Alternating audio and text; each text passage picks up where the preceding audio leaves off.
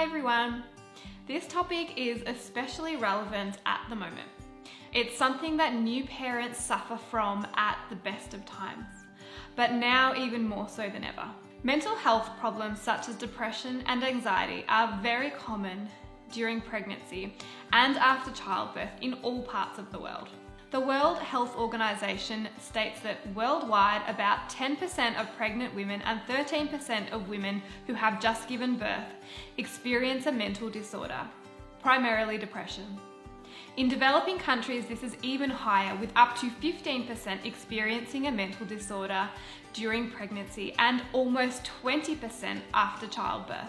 The postnatal period is well established as an increased time of risk for the development of serious mood disorders. There are 3 common forms of postpartum mental illness. So the baby blues or maternity blues, which affects between 30 to 75% of women and occurs within hours to days after delivery. The baby blues does not require treatment other than comfort and reassurance. Postpartum or postnatal depression occurs in about 10 to 15% of women and occurs within weeks and up to 12 months postpartum, with treatment usually required. Postpartum or postnatal psychosis is relatively rare, affecting 0.1 to 0.2 of women. It occurs within 2 weeks of delivery and it does require hospitalization. Depression after birth causes enormous suffering to the mother and reduced response to the child's need. Untreated postpartum depression can have adverse long-term effects. For the mother, the episode can be the precursor of chronic recurrent depression.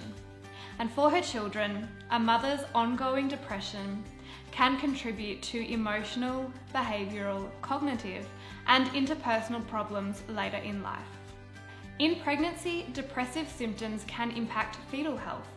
A link has been established between depression in pregnant women and premature birth rates.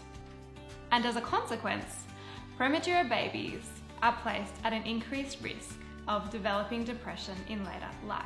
A study conducted on pregnant women revealed that women with an increased depression score had almost twice the risk of preterm delivery compared with those without depression. These findings concluded that pregnant women with depressive symptoms are at an increased risk of preterm delivery. Some clinical research exists to indicate that lower levels of maternal DHA from omega-3 fish oil is linked to the development of postpartum depression. One study investigated the association of DHA concentration and seafood consumption and postpartum depression. It was revealed that women with a higher DHA concentration in their breast milk had a lower prevalence of depression. In line with these findings, another study demonstrated that mothers were more likely to develop depression when DHA levels were lower at about 32 weeks postpartum. And this led the authors of this study to propose that supplementation with DHA postpartum is extremely important for maternal health. Research also shows us that low omega-3 fatty acids, EPA and DHA found in fish oil is linked to an increased risk of preterm birth. So could omega-3 deficiency be the link between pregnancy depression, preterm birth and postnatal depression?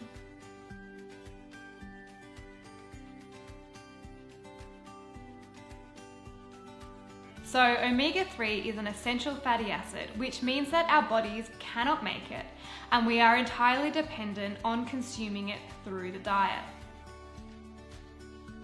Recent research shows us that most Australians are not meeting the minimum requirements for omega-3 intake.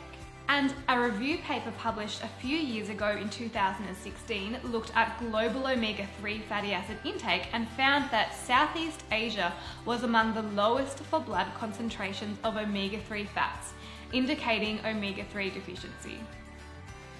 Fish is considered the primary source for omega-3 fatty acids, EPA and DHA.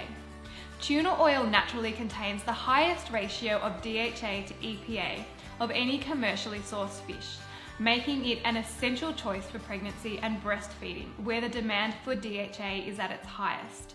Now, keeping in mind that dietary fish contains mercury levels that may be harmful to your growing baby, using a supplemental form of fish oil ensures that mercury and other toxins are filtered out, allowing you to maintain healthy omega-3 levels without the harmful effects of heavy metals.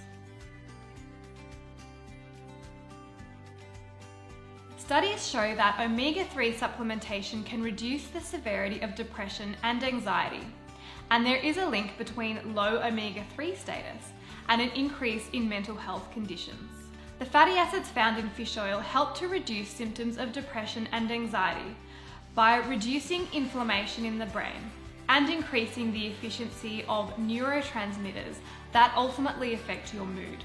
For pregnant mothers, the benefits of DHA supplementation during pregnancy are well recognised for the health and development of the baby. But postpartum depression is also a very real reality for a lot of new parents. Other nutrients that affect depression and anxiety include vitamin D, vitamin B6, iron, zinc, and selenium. But we'll talk more about these in upcoming videos. What are your favourite ways to de-stress and improve your mood? Let me know in the comments below. Thanks for watching.